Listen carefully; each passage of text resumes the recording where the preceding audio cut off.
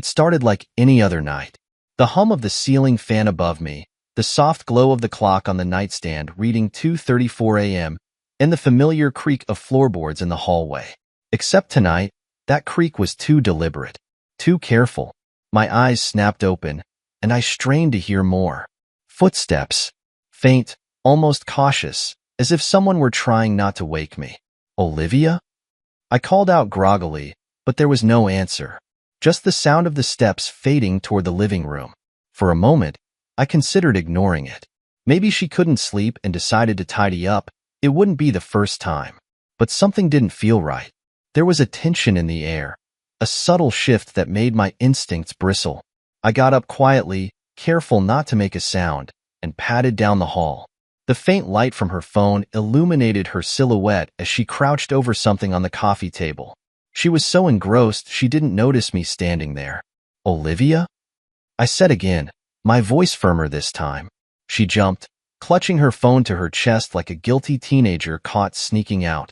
James, you scared me, she said, forcing a laugh. I couldn't sleep, So you what? I asked, crossing my arms. Her eyes darted around the room, searching for an excuse. I just needed some air. Thought I'd sit out here for a bit. I stared at her for a moment, trying to read her expression. She looked calm enough, but there was something in her tone, a hesitation that set my nerves on edge. Still, I nodded and let it go. All right, don't stay up too late. The next morning, I woke to an alert on my phone. A $12,000 charge for a designer handbag. I frowned, swiping through more notifications. First-class tickets to Paris, a 5-star hotel reservation, and high-end jewelry, all within hours of each other. My stomach dropped. I knew Olivia had access to my card, but these purchases were excessive, out of character. My first thought was that the card had been stolen, but a sinking feeling told me otherwise. I scrolled further, piecing together the timeline. These weren't random charges. They were deliberate, calculated. And then it hit me, the night before. Her sneaking around, her nervous demeanor. The truth clicked into place with a clarity that made my chest tighten. Olivia had copied my card details while I slept. The thought made my blood run cold. This wasn't just a misunderstanding or an oversight. It was deliberate betrayal. My wife, the woman I'd shared my life with for years, had stolen from me.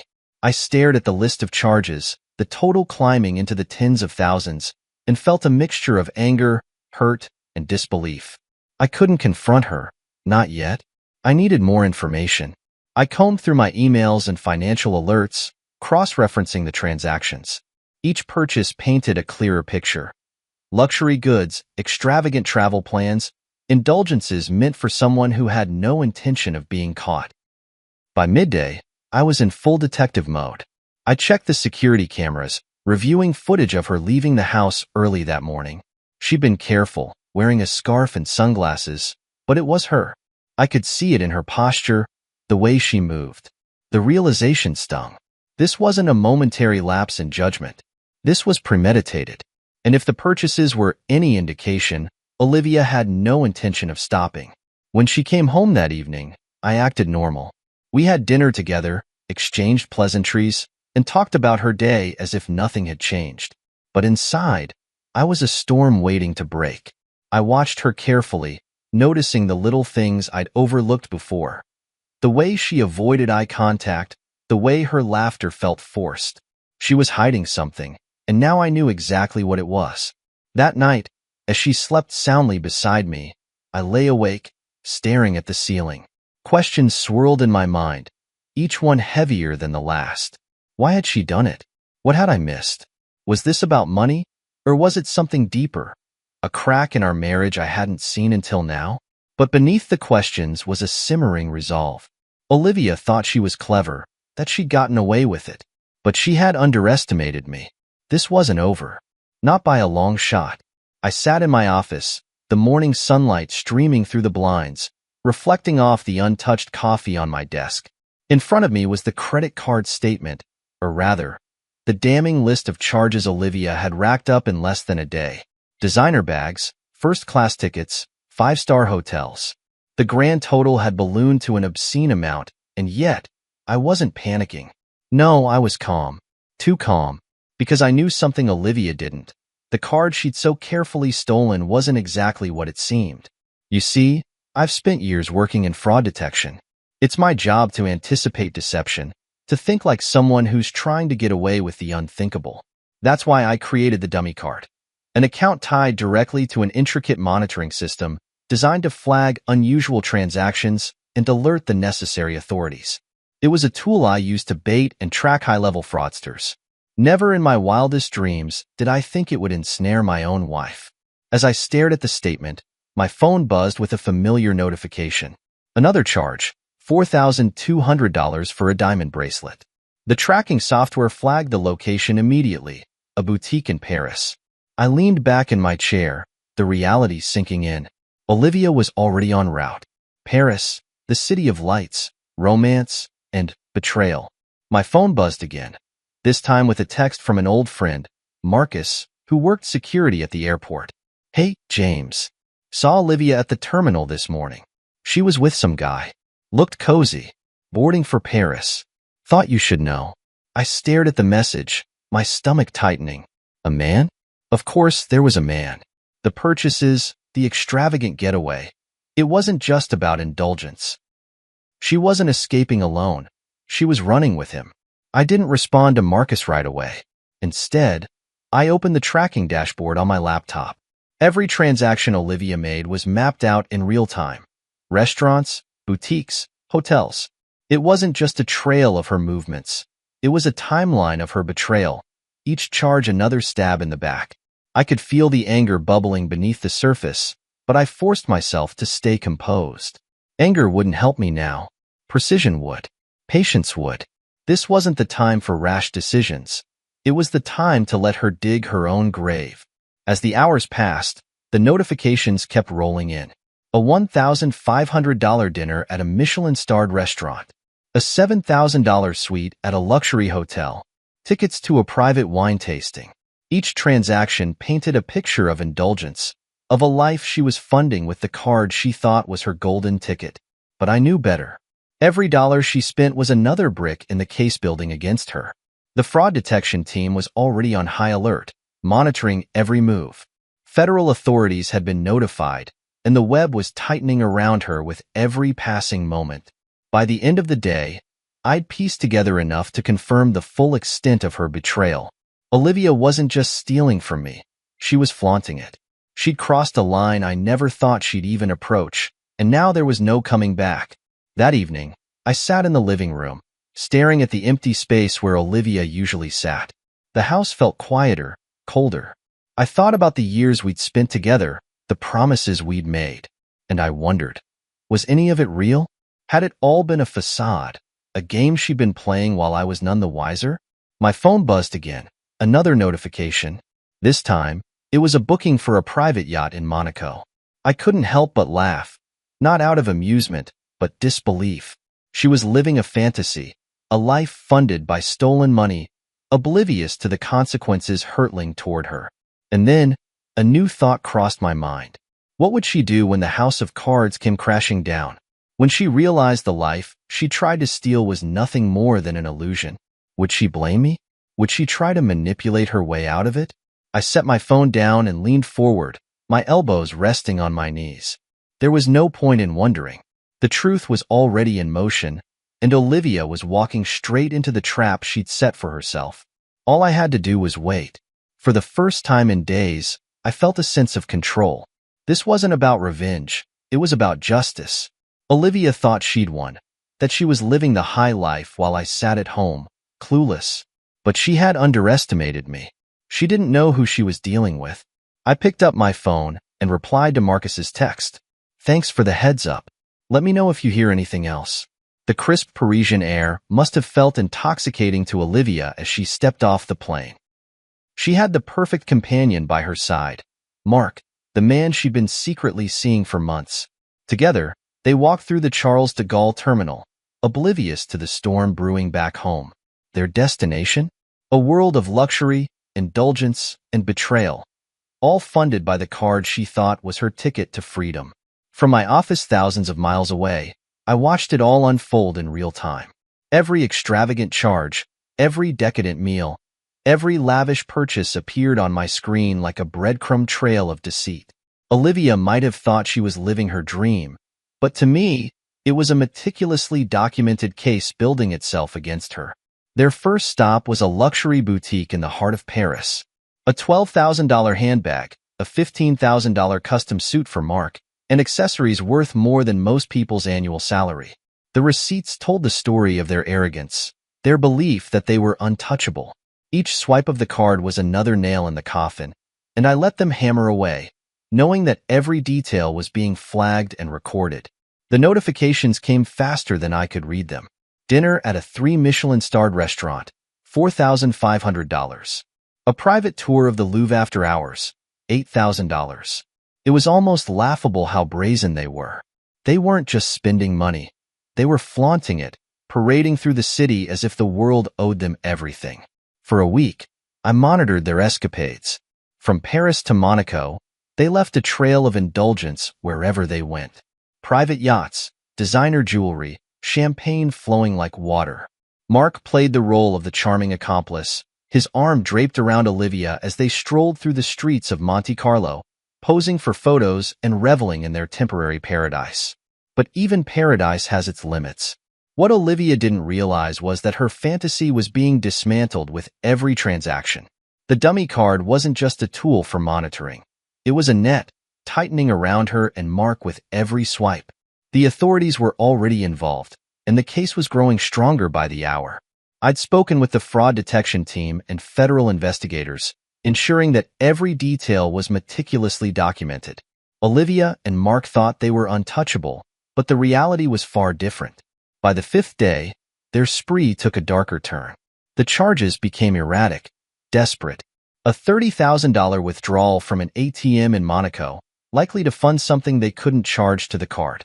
A rushed booking for a private jet back to Paris. It was clear that the cracks were starting to show. Maybe they'd sensed something was off, or maybe their funds were running dry. Either way, their facade was beginning to crumble. On the 7th day, the final piece of the puzzle fell into place. A booking for a suite at the Ritz in Paris, the pinnacle of their arrogance. It was there that Olivia's illusion of control would come crashing down. I leaned back in my chair, staring at the screen as the charge for the Ritz confirmed. My phone buzzed with a message from the investigators. "We're ready to move. Just say the word." I thought about it for a moment, letting the weight of the situation settle over me. Olivia had chosen this path. She'd made the decisions that led her here, and now she would face the consequences. There was no satisfaction in it, no sense of triumph, just a cold, clinical resolve to see this through. "Do it," I replied. As the authorities prepared to act, I sat in my office, reflecting on everything that had brought us to this point. The betrayal, the lies, the arrogance. It all seemed so surreal. Olivia had taken everything we'd built together and burned it to the ground for the sake of a fleeting fantasy. And now, that fantasy was about to end. The final notification came late that night. A message from the investigators. They're in custody. I exhaled slowly, a strange mix of relief and sadness washing over me. It wasn't the ending I'd hoped for, but it was the ending she'd earned. The week-long European adventure was over, and the fallout was just beginning. Olivia returned home like a queen returning from a triumphant conquest. Her heels clicked confidently on the marble floor of the entryway, her arms loaded with designer shopping bags, and a smug smile plastered across her face. The faint scent of expensive perfume trailed her, a bold statement of her escapades. She had no idea I was waiting for her, watching as she sauntered into the living room like she owned the place. Well, I said, leaning casually against the doorway. "Look who's back." She glanced at me briefly, her smile not faltering for a second. "Oh, James," she said breezily, as if she'd merely been out for a routine shopping trip. "I hope you don't mind, but I treated myself to a few things while I was away." "Treated yourself?" I echoed, raising an eyebrow. That's one way to put it. She set the bags down and began pulling out the spoils of her so-called treatment. A sequin dress, a diamond-studded watch, a leather bag that likely cost more than our monthly mortgage. Each item was more extravagant than the last, and she flaunted them with a deliberate nonchalance, as if daring me to object. "Thank you for the upgrade," she said with a smirk, holding up the watch for me to admire. "You've outdone yourself this time." I stared at her, a mix of disbelief and amusement bubbling just beneath the surface. She genuinely thought she'd gotten away with it, that her little escapade had gone unnoticed. The audacity was almost admirable. "Almost. You're welcome," I replied evenly, playing along for now. "Though I must admit, I wasn't expecting you to be so bold." Her laugh was light, almost mocking. "Bold? Please. I deserve a little indulgence after everything, don't you think?" "Oh, absolutely," I said, nodding. "You've certainly been indulging yourself." She paused, her eyes narrowing slightly as if sensing the shift in my tone. But the moment passed, and she resumed unpacking her treasures, chattering about the luxurious hotels, the exclusive parties, and the breathtaking views she'd enjoyed. I let her talk, let her bask in her arrogance. The more she revealed, the tighter the noose around her neck became. Every detail she shared added another layer to the case I'd been building, another thread in the web she'd spun around herself. When she finally finished, she turned to me with a self-satisfied smile. "So, what do you think?" she asked, gesturing to the display of extravagance spread across the room. "Not bad for a little getaway, huh?" I chuckled, shaking my head. "Not bad at all," I said. "In fact, it's quite impressive." Her smile widened, clearly mistaking my tone for approval. "I knew you'd understand," she said, stepping closer. "You've always been so generous." I met her gaze, my expression unreadable. "Oh, I understand," I said quietly. "I understand perfectly." For the first time, a flicker of uncertainty crossed her face. She opened her mouth to speak, but I raised a hand, stopping her. "Let's not ruin the moment," I said, my voice calm. "You've had a long trip. Why don't you take some time to relax? We can talk about everything tomorrow." She hesitated, clearly unsure of what to make of my response. But in the end, her arrogance won out. She nodded, picked up her bags, and headed upstairs, her heels clicking against the steps. As I watched her go, I felt a strange sense of satisfaction. She thought she'd won, that she'd fooled me, but she had no idea what was coming. The house of cards she'd built was about to collapse, and when it did, there would be no escaping the fallout. For now, I'd let her enjoy her victory lap. Tomorrow, the real game would begin. The morning after Olivia's grand return, I sat at the kitchen table with a steaming cup of coffee, waiting for her to come downstairs. The faint sound of her footsteps on the staircase signaled her arrival, and I took a deep breath, preparing for the moment I'd been building toward.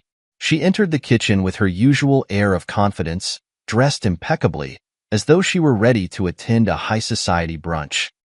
Her freshly manicured nails caught the sunlight streaming through the window, a subtle reminder of her extravagance. "Good morning," she said with a smile, pouring herself a cup of coffee. "You're up early." "Good morning," I replied, keeping my tone neutral. "I thought we could talk." She paused, her hand hovering over the sugar bowl. "Talk? About what?" I gestured to the chair across from me. "Why don't you sit down?" Her smile faltered slightly, but she complied, taking a seat with her coffee in hand. "All right, James. What's on your mind?" I leaned back in my chair, studying her for a moment. "I've been thinking about your trip," I began. "It sounds like you had quite the adventure." Her smile returned, this time with a hint of smugness. "It was wonderful," she said, leaning forward. "The shopping, the food, the views, truly unforgettable." I nodded. Unforgettable, indeed. Then, unable to hold it in any longer, I let out a laugh. Not a small chuckle, but a full-bodied laugh that startled her. "What's so funny?" she asked, her tone tinged with irritation. "Oh, Olivia," I said, shaking my head. "You really thought you could get away with it, didn't you?" Her expression shifted, confusion replacing her smugness. "Get away with what? James, what are you talking about?" I reached for my phone and pulled up the tracking dashboard, turning it to face her. The screen displayed every transaction she'd made, each one flagged and documented. "You've been busy," I said, my voice calm. "Paris, Monaco, Private yachts, designer boutiques, it's quite the list. Her face paled as she stared at the screen. I can explain, she stammered. Oh, I'm sure you can, I said, leaning forward. But let me save you the trouble.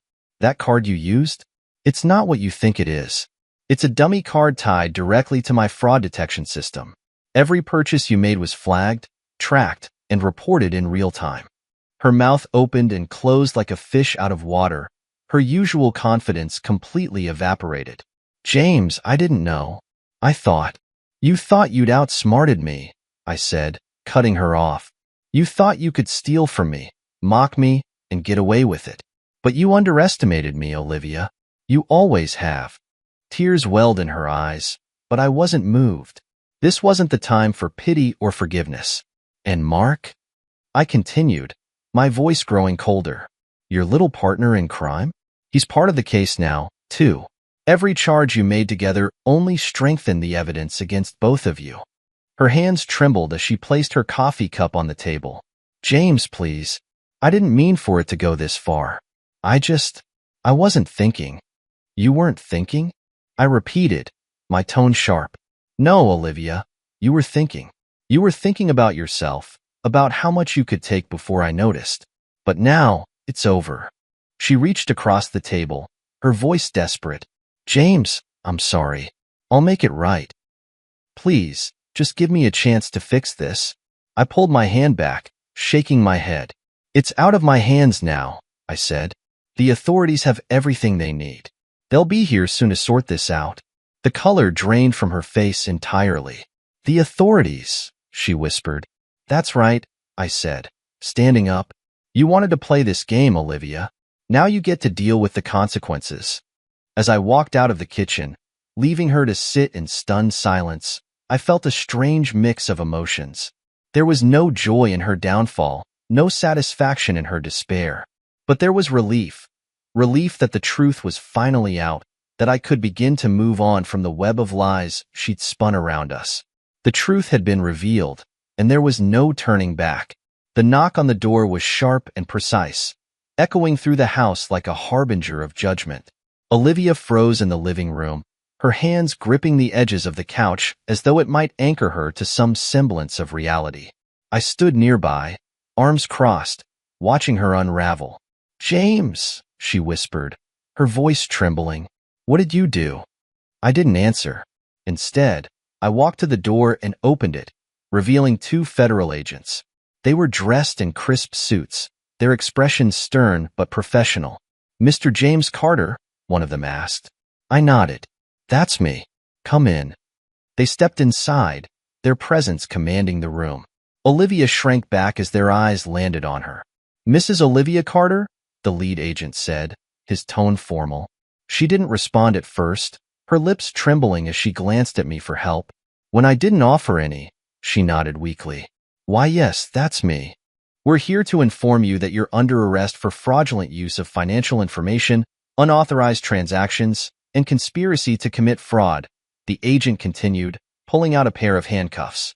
You have the right to remain silent. Anything you say can and will be used against you in a court of law.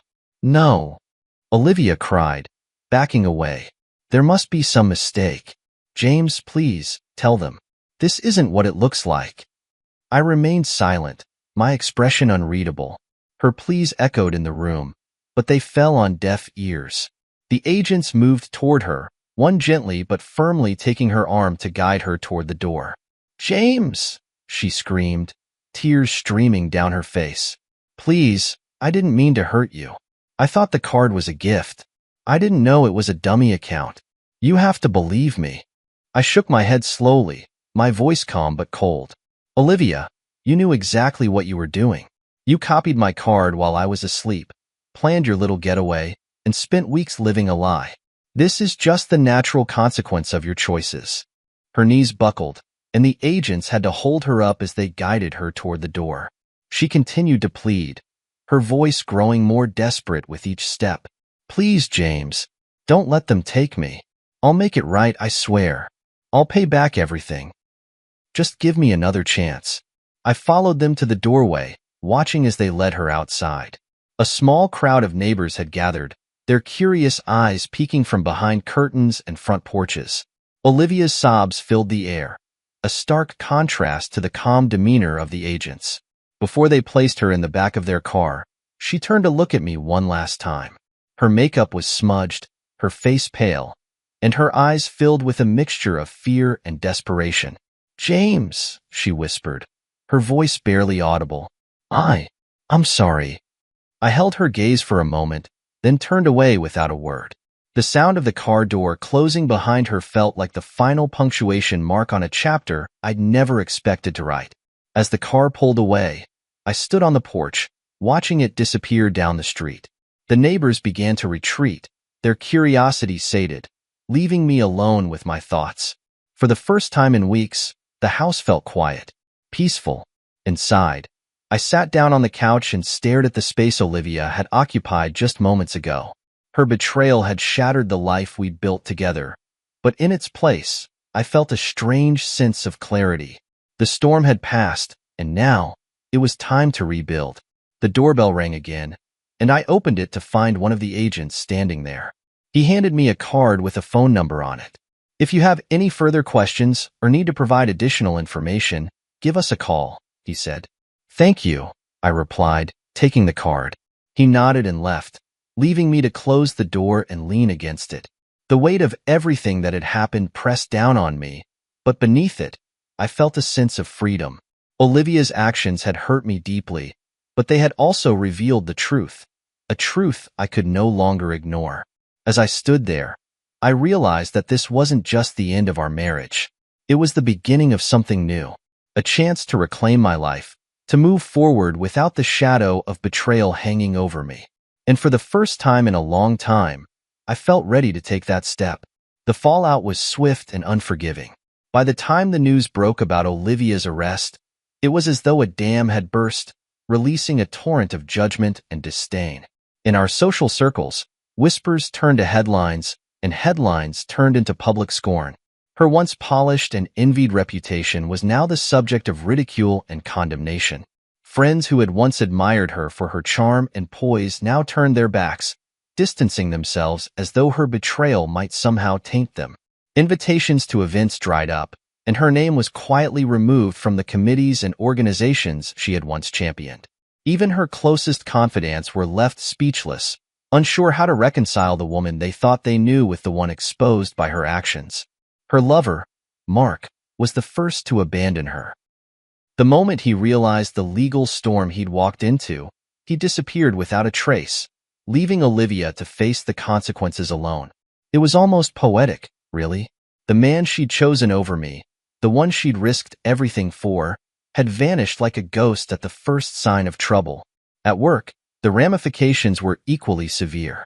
Olivia's employer, upon learning of her arrest, issued a statement distancing the company from her actions. They conducted an internal review to ensure no misconduct had occurred on their premises. The findings cleared the company but left Olivia with no professional safety net. She was fired immediately, her career in tatters. Meanwhile, I found myself inundated with messages and calls. Some were from friends offering support and sympathy, while others were from curious acquaintances fishing for details. I answered only the ones I felt obligated to, keeping my responses short and factual. The last thing I wanted was to fan the flames of gossip. The most challenging part of the fallout, however, wasn't the public spectacle. It was the private aftermath, the moments when I was alone with my thoughts, grappling with the enormity of what had happened. Despite everything, there was a part of me that mourned the loss of what we'd once had. I couldn't help but replay memories of happier times, wondering how we had arrived at this point. But amidst the sorrow, there was also a sense of vindication. Olivia's actions had finally caught up to her, and the truth was out in the open. There was no more hiding, no more manipulation. For the first time in months, I felt a glimmer of peace. Olivia tried to reach out from the legal mess she was now embroiled in. Letters arrived at my door, each one filled with pleas for forgiveness and promises to make things right. I read them all, not because I was considering reconciliation, but because I needed to understand her mindset. The words felt hollow, her apologies tainted by desperation rather than genuine remorse. Her legal battle was grueling. The evidence against her was overwhelming, and her attempts to shift blame onto Mark or even me fell flat in the face of documented proof. Her lawyers negotiated a plea deal, sparing her from significant jail time, but leaving her with a mountain of restitution to pay and a tarnished record that would follow her for the rest of her life. In the quiet moments, I thought about what her downfall meant for me. It was a strange mix of emotions, relief, sadness, and an odd sense of closure.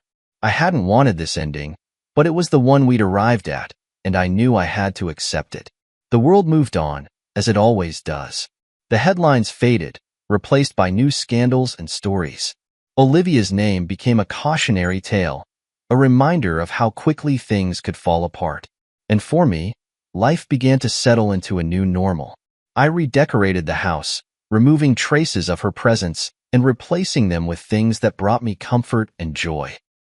I reconnected with old friends, spent time with family, and began to focus on myself for the first time in years. The fallout was painful, but it was also freeing, a chance to rebuild without the weight of betrayal hanging over me. In the end, the fallout wasn't just about Olivia. It was about me reclaiming my life, finding strength in the ruins, and taking the first steps toward a brighter future. The weeks following the fallout felt like a blur. While Olivia's life unraveled in public view, I found myself navigating the aftermath in a quieter, more personal way. I'd spent so much time focusing on her betrayal that I hadn't stopped to think about what came next for me. But now, as the dust began to settle, I realized it was time to rebuild. Not just the life she had fractured, but my sense of self. Finalizing the divorce was the first major step. The proceedings were straightforward, thanks in part to Olivia's legal troubles. She had little room to argue or negotiate, and the judge saw through any attempt at manipulation. The papers were signed, the assets divided, and just like that, the chapter of our marriage was officially closed. Walking out of the courthouse that day, I felt an unexpected lightness. The weight of years of mistrust, doubt, and deceit seemed to lift from my shoulders. I wasn't just free of Olivia. I was free of the person I'd become in her shadow. The man who ignored red flags, who made excuses, who lost himself trying to hold onto something that wasn't real. It was time to rediscover who I was without her. I threw myself into projects I'd put off for years. The house, once a shared space filled with memories of us, became my personal canvas. I redecorated, rearranged, and replaced, each change a symbolic act of reclaiming my space. The living room lost its cold, minimalist decor and was transformed into a warm, inviting sanctuary. The bedroom was stripped of its sterile whites and replaced with bold colors that reflected my newfound confidence. Outside the house, I began reconnecting with friends and family. Relationships that had been neglected during my marriage now became my anchors. Friday nights turned into game nights with old friends. Sunday afternoons were spent with my parents, and my phone buzzed constantly with messages from people who genuinely cared about me. Their support was a lifeline, reminding me that I wasn't alone in this journey. Work, too, became a source of solace. With Olivia's betrayal no longer consuming my thoughts, I threw myself into my career with a renewed focus. Projects that had once felt like a grind now felt like opportunities. I took on challenges I would have shied away from before, and my efforts didn't go unnoticed. Promotions, recognition, and new opportunities came my way, each one a testament to my determination to move forward. But the turning point wasn't just about external changes. It was about the internal transformation, the reckoning with myself. Therapy became a weekly ritual, a space where I could unpack the pain, anger, and confusion that had been festering inside me. It wasn't easy. Confronting the ways I'd ignored my instincts, allowed myself to be manipulated, and prioritized someone else's happiness over my own was uncomfortable and raw. But it was necessary. Through therapy, I began to understand the patterns that had led me to Olivia and kept me tethered to her even when I knew something was wrong. I learned to trust myself again, to listen to the voice inside me that I'd silenced for so long. And slowly, I began to forgive, not Olivia, but myself, for staying too long, for believing lies, for forgetting my own worth. Olivia, meanwhile, was a ghost on the periphery of my life. Her name popped up occasionally in gossip or social media, but I paid little attention. I knew she was struggling to rebuild, taking odd jobs to pay off her debts and fulfill the terms of her plea deal. Community service, financial restitution, and a tarnished reputation were her new reality. It was a far cry from the glamorous life she tried to steal. She reached out once, a single email that landed in my inbox late one night. The subject line read, "I'm sorry." I stared at it for a long time, debating whether to open it. When I finally did, the message inside was exactly what I expected. Apologies, justifications, and pleas for understanding. She wanted to explain, to make amends, to reconnect. I didn't reply. Not out of spite, but because there was nothing left to say. Her words couldn't undo the damage she'd caused, and I had no interest in revisiting the past. My focus was on the future, a future that didn't include her. One evening, as I sat on the newly refurbished patio, watching the sun dip below the horizon, I felt a sense of peace that had eluded me for so long. The betrayal, the heartbreak, the chaos, it was all behind me now. What lay ahead was mine to shape, and for the first time in years, I felt capable of doing just that. This was my turning point, not just the end of a chapter, but the beginning of a new one. One where I could stand tall, unburdened, and free to embrace whatever came next. With Olivia firmly in the past, I threw myself into the work of rebuilding my life. The process wasn't instant, nor was it without its setbacks, but it was mine. A journey shaped by choices I finally felt confident enough to make for myself. Each day, I focused on reclaiming my independence, brick by brick, and rediscovering the man I had been before betrayal had knocked me down. The house was the first major project. Olivia had left behind a trail of things that no longer felt like mine. Furniture we'd chosen together, art she had insisted on buying, and the sterile decor she preferred. I decided to strip it all away. Every piece that reminded me of her was sold or donated, replaced by things that felt uniquely mine. The living room became warm and inviting, filled with bookshelves and a fireplace I'd always wanted. The bedroom shed its neutral palette, and bold, vibrant colors took their place, reflecting the confidence I was slowly rebuilding. It wasn't just about the physical changes, though. As I redecorated, I found myself rediscovering passions I hadn't indulged in years. Music, for one. I dusted off my old guitar and spent evenings strumming away on the patio, letting the melodies fill the quiet spaces that used to feel oppressive. Cooking became another outlet. Without Olivia's picky preferences dictating every meal, I found joy in experimenting with flavors and dishes that felt adventurous and new. My professional life flourished as well. Freed from the emotional weight of Olivia's betrayal, I poured my energy into work with a clarity I hadn't felt in years.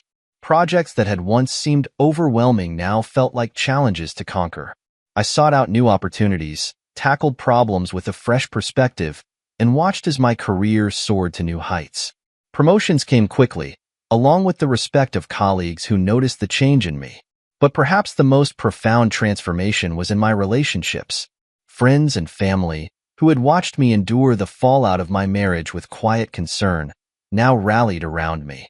Friday nights turned into regular dinners with old friends, filled with laughter and stories that reminded me of the bonds I'd neglected during my marriage. I spent Sundays with my parents, rekindling the easy warmth of family ties. Each interaction was a reminder that I was loved, supported, and not as alone as I had once felt. Therapy remained a cornerstone of my healing.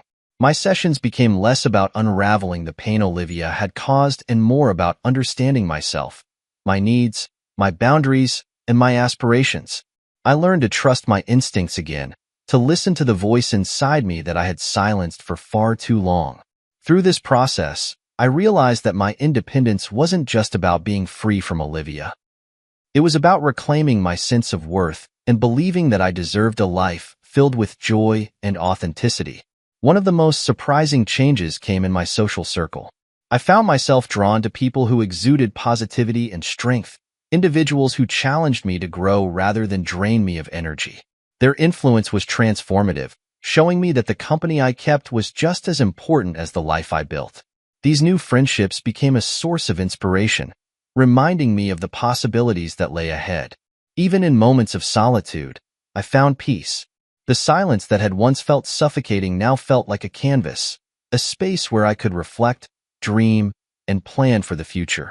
I spent evenings on the patio, watching the sun set and feeling a deep gratitude for the journey I'd undertaken. The pain of betrayal was still there, but it no longer defined me. It was a scar, not a wound, and it reminded me of how far I'd come. Olivia, meanwhile, was little more than a footnote in my life. Occasionally, her name would come up in conversation or social media, but I paid it no mind. She had tried reaching out once or twice, but I didn't respond. There was no need. My life was no longer tethered to hers, and I had no desire to revisit the past. My focus was firmly on the present and the future. As the months turned into a year, I began to feel something I hadn't in a long time. Hope. Hope for new beginnings, for unexpected adventures, and for a life that was truly my own. I wasn't just rebuilding. I was thriving, creating a life that felt richer and more meaningful than the one I had left behind. The process of rebuilding my independence taught me one simple truth. I was stronger than I had ever given myself credit for. The betrayal, the heartbreak, and the fallout had tested me in ways I never imagined, but I had emerged on the other side with a renewed sense of purpose. This was my life, and for the first time in years, I felt fully in control of it. A year after Olivia's betrayal, I found myself standing at a crossroads, not in hesitation, but in reflection. The road I had traveled was long, filled with unexpected turns and challenges, but it had also brought me to a place of clarity and strength. What lay ahead was not a mystery. It was a blank canvas, waiting for me to paint a picture that was entirely my own. I spent that morning on the patio, sipping coffee as the sun rose, casting a golden glow over the backyard. The once sterile and distant space had been transformed into a haven. Flowers I had planted bloomed in bursts of vibrant color, and a small fountain trickled softly in the corner, its gentle sound bringing a sense of peace. It wasn't just a garden. It was a symbol of growth, a reflection of how far I had come. As I sat there, my mind drifted to everything that had led to this moment. Olivia's betrayal, as painful as it had been, now felt like a distant storm. It had come and gone, leaving destruction in its wake, but also clearing the way for something new. Her attempts to reconnect, through emails, letters, and even a mutual acquaintance, had dwindled over time. I had never responded, not because I held on to anger, but because I no longer saw the need. She was a chapter that had been closed, and I had no intention of reopening it. The changes I had made to my life were more than surface level. They were foundational. My career was thriving, and I had recently been offered a leadership role I never would have considered before. The position came with challenges, but I welcomed them, confident in my ability to face whatever came my way. Work had become a source of fulfillment rather than a refuge, a place where I could grow and contribute meaningfully. My relationships, too, had deepened. Friends who had stood by me during the fallout remained my anchors, their loyalty a reminder of the importance of genuine connections. I had also made new friends, people who shared my values and inspired me to keep pushing forward. Even my family, whose quiet support had been a constant source of comfort, seemed to view me differently. They saw a version of me that was stronger, more assured, and unshakably determined. One of the most significant changes, though, was within myself. The therapy sessions, the introspection, and the hard conversations I had forced myself to have had all paid off. I trusted my instincts again, confident in my ability to make decisions that honored my values and boundaries. I no longer feared vulnerability, understanding that it was not a weakness but a strength. For the first time in years, I felt whole. On a whim, I decided to take a walk through the neighborhood that afternoon. The streets were quiet, the crisp air carrying the faint scent of blooming jasmine. I passed familiar houses and unfamiliar faces, each step feeling lighter than the last. I realized that, for the first time in a long time, I wasn't weighed down by what had been. I was fully present, fully alive. That evening, as the sun set in a blaze of orange and pink, I sat at my desk and wrote a letter. It wasn't for Olivia, or anyone else for that matter. It was for me. A declaration of sorts, a reminder of everything I had learned and everything I had to look forward to. Dear James, I began. You've been through hell, but you've come out stronger. You've learned to let go of what doesn't serve you, to trust yourself, and to embrace the unknown. The future is yours, and it's filled with possibilities you never dared to dream of. Keep moving forward. Keep growing. You deserve every bit of the happiness that's waiting for you. I folded the letter and placed it in a drawer, knowing I'd revisit it someday. For now, though, I didn't need the reminder. I was living it. The night ended on a quiet note. I poured myself a glass of wine, sat on the patio, and watched the stars come out one by one. Each one felt like a promise, a tiny beacon of hope. The world was vast, and my place in it was no longer defined by someone else's actions or choices. It was defined by me. This wasn't just the start of a new chapter. It was the beginning of an entirely new story, one where I was the author, the protagonist, and the hero. And for the first time in a long time, I couldn't wait to see where it would take me.